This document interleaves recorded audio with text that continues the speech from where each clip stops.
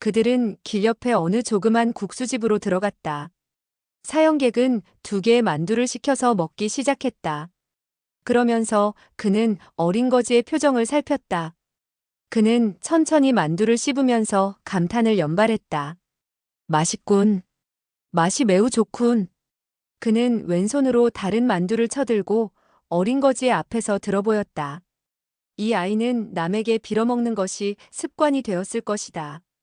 그러니 내가 만두를 먹게 된다면 그만 먹고 싶어서 나에게 하나 달라고 하겠지. 내가 만두를 그에게 주게 된다면 현철령으로 인한 나의 약속은 지켜지는 셈이니 나는 자연히 자유자재로 이 세상을 다닐 수 있게 될 것이고 다시는 걱정을 하지 않아도 된다. 현철령에 얽힌 커다란 일을 하나의 만두로 해결한다는 방법은 터무니없는 것이었다. 그러나 이와 같은 어린 거지를 상대할 때는 문제가 달랐다. 거지를 상대로 했을 때 한 개의 호떡이나 만두로서 끝낼 수도 있는 것이다. 한데 나이 어린 거지는 만두를 쳐다보며 끊임없이 침을 삼키면서도 좀처럼 달라는 소리를 하지 않았다. 사형객은 그의 입에서 만두를 달라는 말이 나오기를 기다렸다. 하나의 만두를 다 먹고 2번째 만두를 입으로 가져갔다. 그리고 다시 그는 찜통 속으로부터 하나의 만두를 더 집어들려고 했다. 그때 나이 어린 거지가 갑자기 가게 주인에게 말했다. 나도 2개의 만두를 먹겠어요. 그는 찜통 안으로 손을 넣었다. 가게 주인은 사형객을 보았다. 혹시 사형객이 주지 말라면 어쩌나 싶어 그의 대답을 들으려는 것이었다. 사형객은 속으로 무척 기뻐하며 고개를 끄덕였다. 나중에 가게 주인이 너에게 돈을 달라고 하게 된다면 내가 나에게 부탁을 하지 않고는 못 베기겠지. 그런데 어린 거지는 하나를 먹고 다시 하나를 더 먹었다. 한꺼번에 4개의 만두를 먹고서야 겨우 입을 열었다. 이젠 배가 불러요.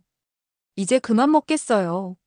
사형객은 2개를 먹고 더 먹지 않았다. 그는 주인에게 물었다. 얼마요? 주인은 계산을 하고 대답했다. 하나에 2푼이니 6개니까 12푼입니다. 사형객은 말했다. 아니요. 각자가 자기 먹은 것을 치르는 것이 왜다. 내가 2개를 먹었으니 4푼만 주면 되는 것이요. 그는 품속에서 동전을 꺼내려고 했다. 헌데 주머니 안이 텅 비어 있었다. 낮에 별량성 밖에서 술을 먹느라고 은자와 동전을 모조리 써버린 것이었다. 몸에는 적지 않은 금조각이 있었으나 별량성에서 은으로 바꾸는 것을 깜빡 잊고 말았던 것이다. 이와 같은 길 옆의 조그만 가게에서 금을 꺼내 어떻게 바꿀 수 있겠는가 하는 생각이 들어 그만 난처해지고 말았다. 그런데 갑자기 어린 거지가 품속에서 한 덩이의 은을 꺼내 주인에게 내밀었다. 모두 12푼이라고 했죠? 내가 모두 드리겠어요. 사형객은 어리둥절했다. 뭐라고? 내가 한턱을 내겠다는 거냐? 어린 거지는 웃으며 말했다. 당신은 돈이 없고 나는 돈이 있으니 당신한테 한턱 낸들 무슨 상관이 있겠어요? 그 가게 주인도 매우 이상하게 생각했다. 주인은 놀라 거스름 돈을 계산하여 은자와 동전을 어린 거지에게 내주었다. 어린 거지는 그것을 품속에 집어넣고 사형객을 쳐다보며 그의 분부가 떨어지기를 기다렸다. 사형객은 그만 어이가 없었다. 나 사형객은 남에게 쌀 한 톨의 은혜도 입지 않았는데 뜻밖에도 오늘 이 어린 거지에게 만두를 얻어먹게 되었구나. 이와 같은 생각을 하면서 그는 물었다. 너는 내가 돈이 없다는 것을 어떻게 알았느냐? 어린 거지는 웃으면서 말했다. 며칠 전 시장에서 주머니에 돈을 꺼낸답시고 손을 집어넣은 사람이 반나절 동안 그 손을 뽑아내지 못하는 것을 보았는데 얼굴 표정이 매우 야릇했어요. 그것은 바로 돈이 없었기 때문이죠. 그는 싱글벙글 웃으며 다시 말을 이었다. 그 모양을 본 반점의 주인은 남의 음식을 공짜로 먹는 사람은 모두 그런 수작을 부린다고 하더군요. 사형객은 다시 한번 쓴웃음을 머금지 않을 수 없었다. 이 녀석이 나를 공짜로 얻어먹는 사람으로 아는가 보구나. 이와 같은 생각을 하면서 그는 물었다. 너는 그 은자를 어디서 훔쳤느냐? 어린 거지는 두 눈을 동그랗게 뜨며 대답했다. 훔치다뇨. 조금 전 백일을 입은 어진 아주머니가 나에게 준 거예요. 사형객은 말했다. 백일을 입은 아주머니라고? 그는 곧 민유를 떠올렸다. 그 여인이 내 일을 망친 셈이군. 두 사람은 가게에서 나와 어깨를 나란히 하고 걸었다. 수십 마장을 걸어가자 사형객은 민유의 그 백검을 쳐들고 말했다. 이 검은 매우 예리하다. 조금 전 가볍게 휘둘렀는데 나무가 잘라졌다. 너는 이 검이 마음에 안 드느냐? 내가 달라면 내가 너에게 주지. 그는 실로 더럽기 짝이 없는 이 어린 거지와 더 오래 있고 싶지가 않았다. 그는 빨리 어떤 부탁을 들어주고 홀가분해지고 싶었다. 그 어린 거지는 뜻밖에도 고개를 흔들었다. 싫어요. 그 검은 그 착하신 아주머니 것이에요. 그분은 좋은 사람이니 그녀의 물건을 달라고 할 수 없어요. 사형객은 다시 흑검을 뽑았다. 그는 뽑는 즉시 옆에 있는 커다란 나무를 두 동강이 나게 베어넘기고 말했다. 이 검의 위력이 어떠냐? 이 흑검을 너에게 주겠다. 어린 거지는 고개를 흔들었다. 그것은 흑의를 입은 분의 것이 아니에요? 흑의인과 착하신 아주머니는 일행이었어요. 나는 그의 물건을 달라고 할 수가 없어요. 사형객은 퇴하고 침을 뱉었다. 계잡종. 너는 퍽 의리를 좋아하는 녀석이구나.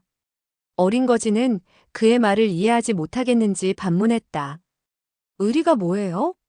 사형객은 코웃음치고 아랑곳하지 않았다. 그런 것도 모르는 너를 상대해보았자 헛것이지. 거지는 중얼거리듯 말했다. 알고 보니 당신은 의리를 싫어하는가 보군요. 사형객은 어린 거지의 당돌한 질문에 화가 났다. 푸른 기운이 그의 얼굴에 번쩍하며 떠올랐다. 그는 대뜸 손을 들어서 어린 거지의 정수리를 내려치려고 했다. 그러다가 그의 천진난만한 얼굴 표정을 보자 그만 자기도 모르게 손을 거둬 들이고 말았다. 내가 어찌 너에게 손을 쓰겠느냐?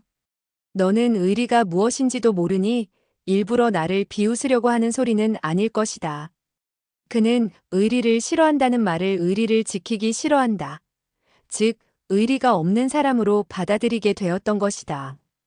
강호에서 의리가 없다는 것은 정사 양파에서도 가장 신랄한 욕으로 받아들여지고 있었다. 그렇기 때문에 사형객은 화가 났던 것이다. 사형객은 천천히 말했다. 내가 왜 의리를 싫어한단 말이냐? 나는 의리를 좋아하고 또 지키기도 한다. 어린 거지는 두 눈을 껌뻑이며 물었다. 의리를 지키는 것은 좋은 일인가요? 사형객은 단호한 어조로 말했다. 물론 좋은 일이지. 어린 거지는 고개를 끄덕이며 말했다. 알았어요. 좋은 일을 하는 사람은 좋은 사람이고 나쁜 일을 하는 사람은 나쁜 사람이 되는 것이잖아요. 어르신은 좋은 일을 했으니 정말 좋은 사람이라고 할 수 있어요. 이 말이 다른 사람의 입에서 흘러나왔더라면 사형객은 반드시 비웃음으로 받아들였을 것이고 생각해보지도 않고 단 일장의 그를 쳐 죽였을 것이다. 그는 한평생 남에게 좋은 사람이라는 말을 들어본 적이 없었다. 우연히 몇 가지 좋은 일을 했으나 그것은 그의 기분에 의한 것이었고 어쩌다가 해본 짓에 불과했다. 더군다나 자기가 한평생 저지른 나쁜 짓을 생각해 볼 때 비교가 되지 않았다. 그런데 어린 거지가 매우 진지한 어조로 그와 같은 말을 하게 되니 그만 어처구니가 없다는 생각이 들었다. 이 녀석은 정말 말하는 것이 앞뒤가 맞지 않는구나.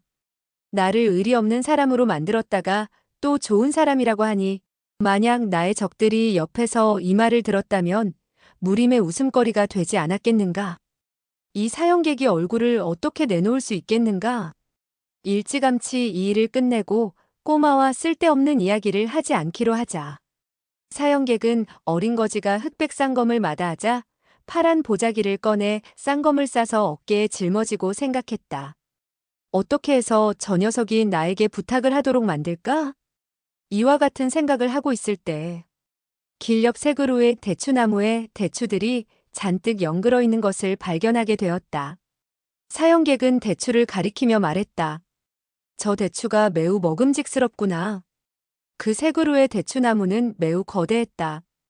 어린 거지가 자기에게 대추를 따달라고 한다면 그의 부탁을 들어준 것으로 간주하고 일을 끝내려 했던 것이다. 그런데 어린 거지가 그를 쳐다보며 물었다. 대호인, 대추를 먹고 싶은가요? 사형객은 의아해하여 물었다. 대호인? 그게 무슨 뜻이냐? 어린 거지는 대답했다. 당신은 좋은 사람이에요. 그래서 나는 당신을 대호인이라고 부른 거예요. 사형객은 무서운 안색으로 물었다. 누가 나를 좋은 사람이라고 하더냐? 어린 거지는 말했다. 좋은 사람이 아니란 말인가요? 그럼 나쁜 사람이겠군요. 좋아요. 저는 당신을 대학인이라고 부르겠어요. 사형객은 신경질적으로 쏘아붙였다. 나는 대학인도 아니다. 꼬마 거지는 물었다. 그것 참 이상하군요. 좋은 사람도 아니고 나쁜 사람도 아니라니, 이런 사람도 아니고 저런 사람도 아니니 그럼 뭐지? 아, 알았어요. 당신은 사람이 아니군요. 사형객은 화가 나서 소리쳤다. 너는 무슨 소리를 하는 거냐? 어린 거지는 말했다. 당신의 재간이 신기하니까 사람이 아니고 신선일 거예요. 사형객은 말했다. 그것도 틀리다. 그의 표정은 조금 부드러워졌다. 곧이어 그는 타이르듯 말했다. 제발 터무니없는 소리 좀 그만해라. 어린 거지는 고개를 가로저으며 중얼거렸다. 이것도 저것도 아니라니 뭐가 되는지 알 수가 없군. 갑자기 그는 쪼르르 달려가더니 그 대추나무 위로 기어 올라갔다. 두어 번 발을 차는 듯 하더니 나무 위로 올라갔는데 그 동작은 놀라울 정도로 빨랐다.